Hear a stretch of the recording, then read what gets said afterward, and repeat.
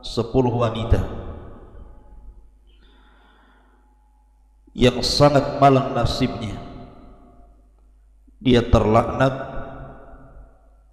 dan terancam masuk neraka. Nabi SAW menghabarkan kepada kita lebih mudah untuk masuk surga dibandingkan laki-laki.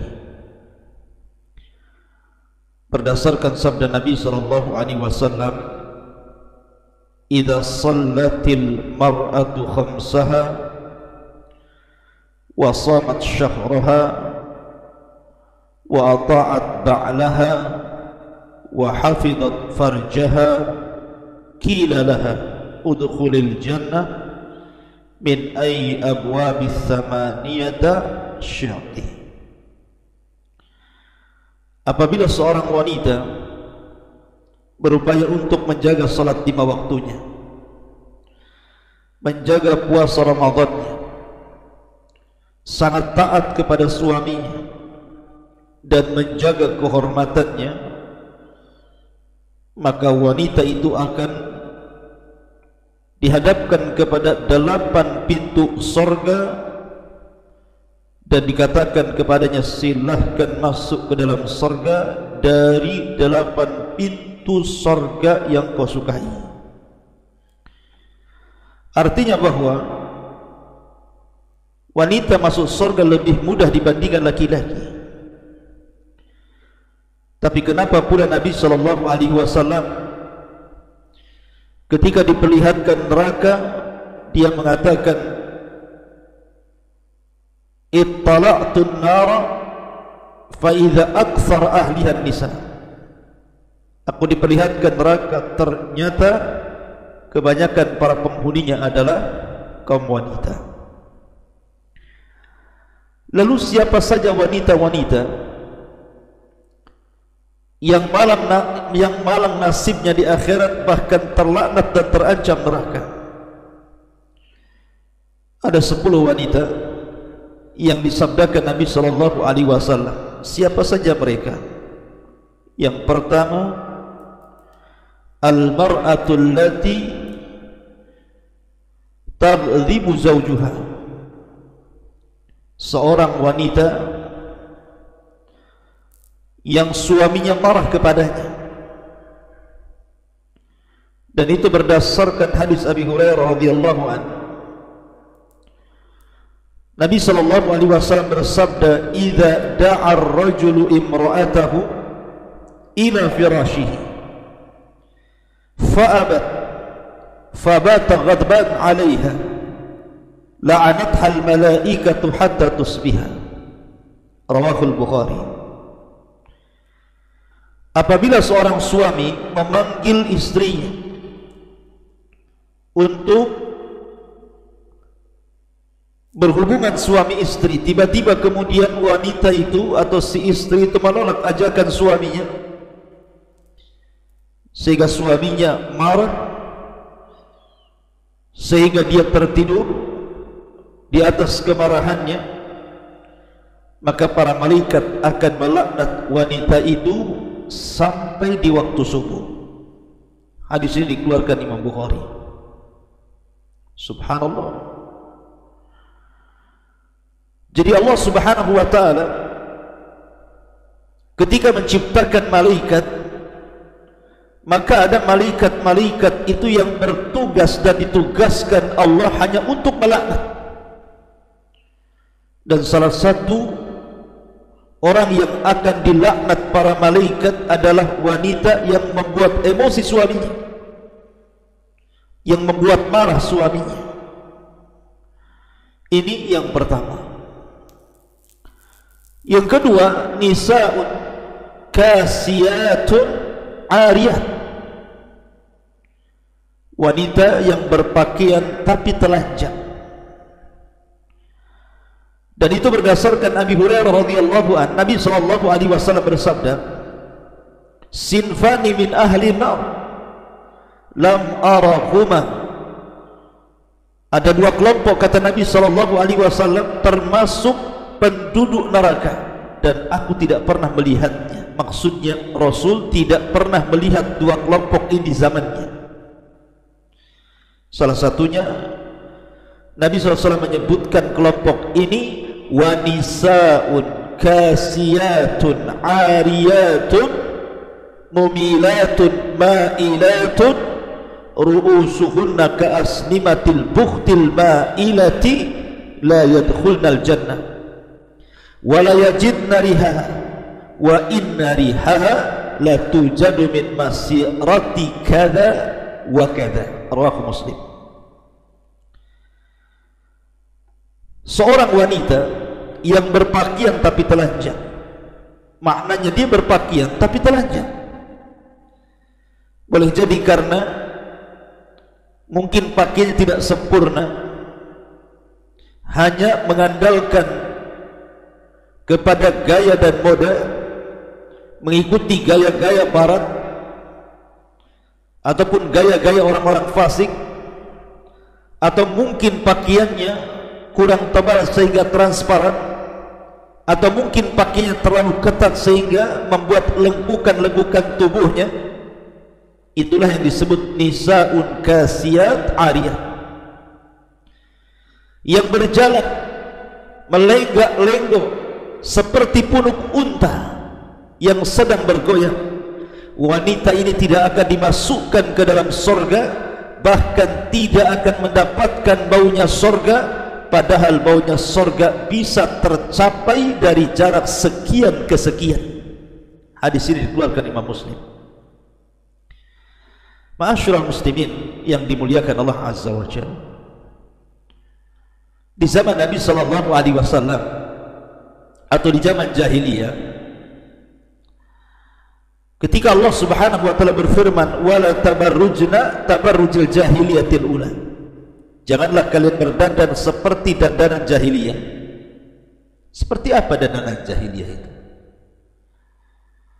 Ada yang mengatakan bahwa dandanan jahiliyah itu karena mereka ketika memakai kerudung nampak rambut di depannya, kemudian nampak lehernya, kemudian menggunakan anting-anting di kaki ataupun gelang di kaki sehingga kalau berjalan itu terdengar suaranya. Itulah tabarrujnya jahiliyah. Tapi di zaman sekarang bukan hanya sekedar membuka leher, membuka depan kepala, bahkan semua kepalanya terbuka, bahkan semua badannya terbuka. Naudzubillah. Artinya wanita-wanita seperti ini lebih jahiliyah dibandingkan jahiliyah, dan itu hanya ada di zaman sekarang, tidak ada di zaman Nabi atau di zaman jahiliyah sekalipun. Dan wanita seperti ini terancam oleh neraka.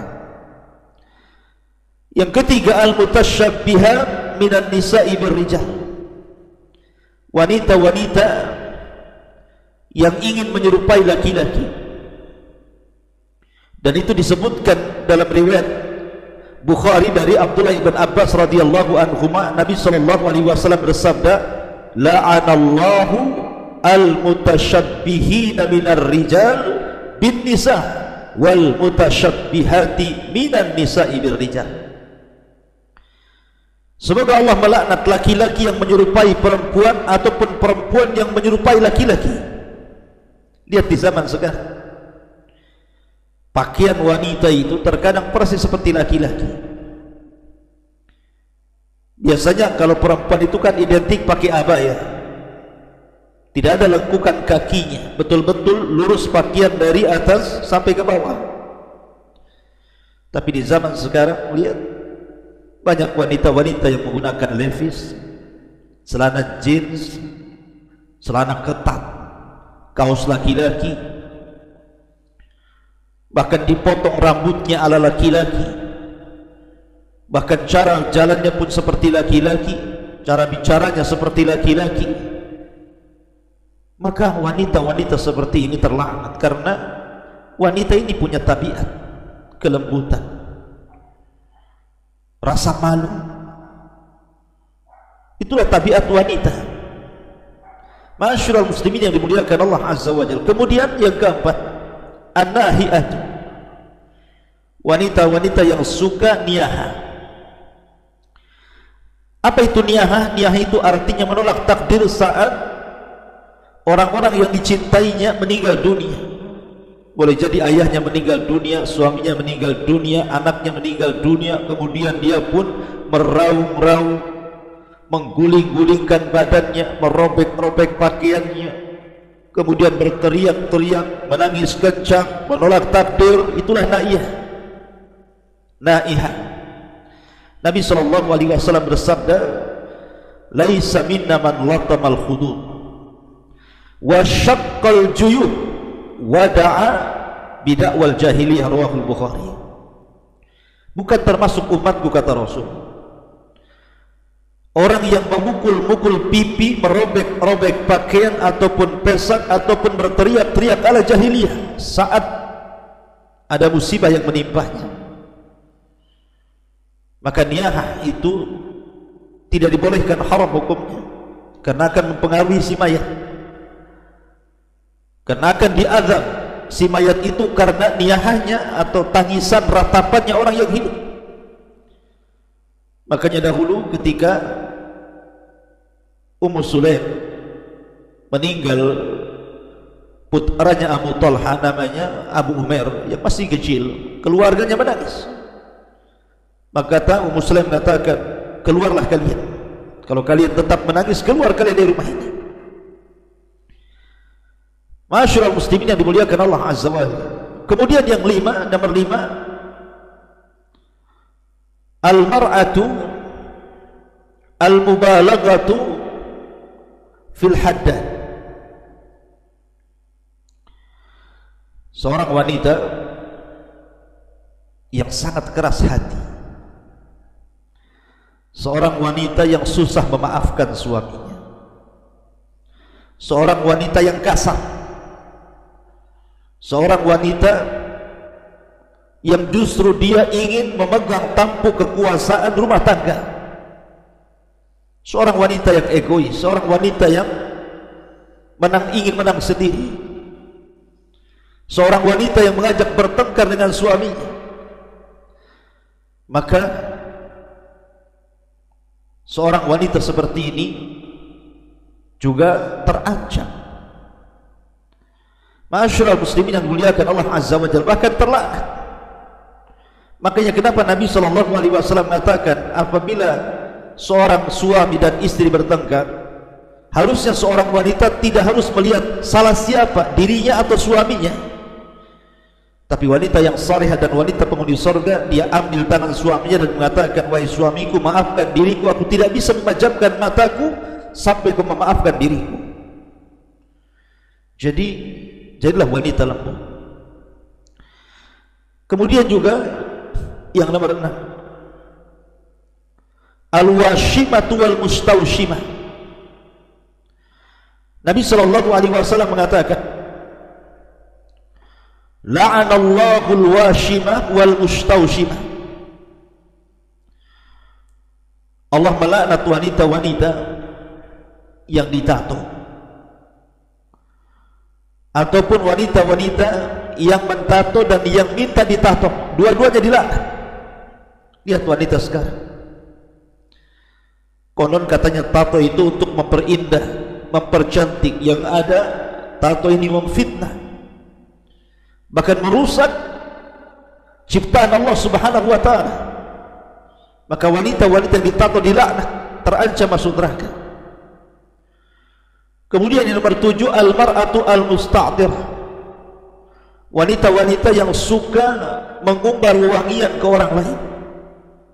Kata Nabi SAW, ayyuma imra'atin ista'tarat thumma kharajat famarrat ala qaumin liyajidu rihaha fahiya zaniyatun. Siapapun wanitanya yang menggunakan wewangian, kemudian dia keluar sengaja ingin memfitnah laki-laki sehingga baunya tercium laki-laki, maka Rasul mengatakan wanita itu seorang pezina. Na'udzubillah. Kemudian yang nomor 8, al-mar'atul lati tatlubu talaqa biduni udhrun syar'i, wanita yang memaksa meminta talak kepada suaminya tanpa ada uzur. Maka Nabi mengatakan, ayyuma imra'atin, sa'alat zawjaha talaqa min ghairi ba'sin faharamun 'alaiha raihatul jannah. Siapapun wanitanya yang meminta kepada suaminya untuk diceraikan tanpa ada alasan, maka haram padanya bau surga. Apa alasannya? Apakah hanya alasan dunia Anda minta cerai? Ketika suami Anda berada di atas dunia, kerja layak, gaji pantas, Anda senang bersamanya. Ketika Allah uji kemudian dengan menganggur dan dia sudah berusaha untuk bekerja tetapi Allah belum beri kesempatan untuk bekerja, tiba-tiba Anda kemudian meminta cerai. Ma'asyiral muslimin yang dimuliakan Allah Subhanahu wa ta'ala, atau alasan yang lain yang bukan alasan syar'i. Kemudian yang nomor 10, yang nomor 9, seorang wanita yang menghina rambutnya dengan warna hitam. Nabi SAW mengatakan, rubahlah uban kalian tetapi jauhi warna hitam. Boleh kita merubah uban-uban yang sudah menumbuh, tapi jauhi warna hitam. Tapi di zaman sekarang, ma'asyiral muslimin yang dimuliakan Allah Subhanahu wa ta'ala, lihat wanita-wanita di zaman sekarang, karena ingin tampil muda, dia pun berani melanggar syariat Allah Azza wa Jalla dan Rasulnya dengan cara mewarnai rambutnya dengan rambut yang hitam. Padahal ini sangat diharamkan dalam Islam. Anda boleh mewarnai dengan warna lain, tapi jangan warna hitam.